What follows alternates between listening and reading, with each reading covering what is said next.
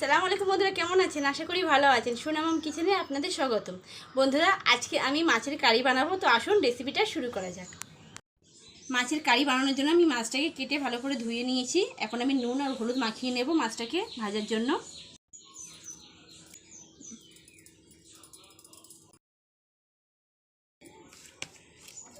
মাছটাকে লবণ ও হলুদ মাখিয়ে নিয়েছি ভালো করে। এখানে আমি গ্যাসের মধ্যে ফ্রাই প্যান বসিয়ে দিয়েছি।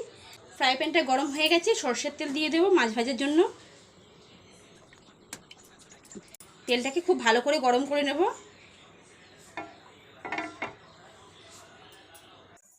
তেলটা খুব ভালো করে গরম হয়ে গেছে, এখন আমি মাছগুলো দিয়ে খুব ভালো করে উল্টে পাল্টে ভেজে নেব। তো বন্ধুরা, একে একে মাছগুলো আমার সব ভাজা হয়ে গেছে। আমি এখন প্লেটের মধ্যে উঠিয়ে নেব সব মাছগুলোকে। মাছগুলো সব প্লেটে উঠিয়ে নিয়েছি। এখন আমি ওই ফ্রাই প্যানের মধ্যে ভাজা তেলের মধ্যে আরেকটু তেল দিয়ে দেব। দিয়ে তেলটাকে ভালো করে গরম করে নেব। তেলটা খুব ভালো করে গরম করে নিয়েছি। আমি এখন দুটো শুকনো লঙ্কা দিয়ে দেব তেলের মধ্যে। কিছু উপকরণ গরম মশলা দিয়ে দেব, তেজপাতা, একটু জিরে, সাদা জিরে দিয়ে ভালো করে ভেজে নেব। ভাজা হয়ে গেছে, এখন আমি পেঁয়াজ কুচিগুলো দিয়ে দেব। দিয়ে ভালো করে লাল করে ভেজে নেব। পেঁয়াজটাকে বাদামি কালার করে ভেজে নিয়েছি। এখন আমি দিয়ে দেব আদা রসুনের পেস্ট, দিয়ে ভালো করে কষিয়ে নেব। আদা রসুনের পেস্ট দেওয়ার পরে আমি দিয়ে দেবো টমেটোর পেস্ট, দিয়ে ভালো করে দুটো মশলাকে কষিয়ে নেব। মশলাটা কষাতে কষাতে এখন কিছু মশলা আমি অ্যাড করে দেব। দিয়ে দেবো 1 চামচ হলুদ গুঁড়ো, স্বাদ মতো লবণ, আর কিছুটা মশলা জিরে গুঁড়ো, মরিচ গুঁড়ো, ধনে গুঁড়ো ও লঙ্কা গুঁড়ো দিয়ে দেব।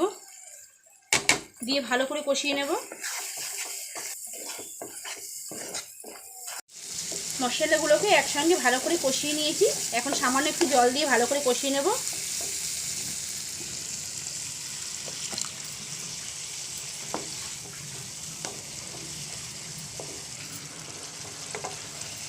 মশলাটাকে খুব ভালো করে কষিয়ে নিয়েছি। এখন আমি এর মধ্যে জল দিয়ে দেব ঝোলের জন্য।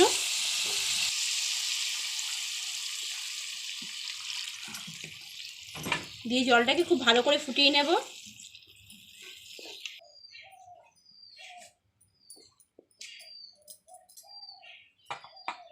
ঝোলটা ফুটে গেছে, এখন আমি মাছগুলো একে একে ঝোলের মধ্যে দিয়ে দেব। মাছগুলো ঝোলের মধ্যে দিয়ে দিয়েছি। এখন আমি কুচানো ধনেপাতা কিছুটা দিয়ে দেবো ঝোলের উপরে।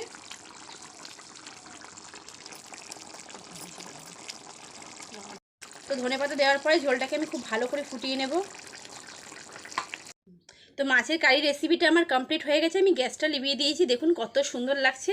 তো আপনারা একবার হলেও বাড়িতে এইভাবে ট্রাই করে দেখবেন, খুব দারুণ লাগবে, সুস্বাদু হবে ভীষণই।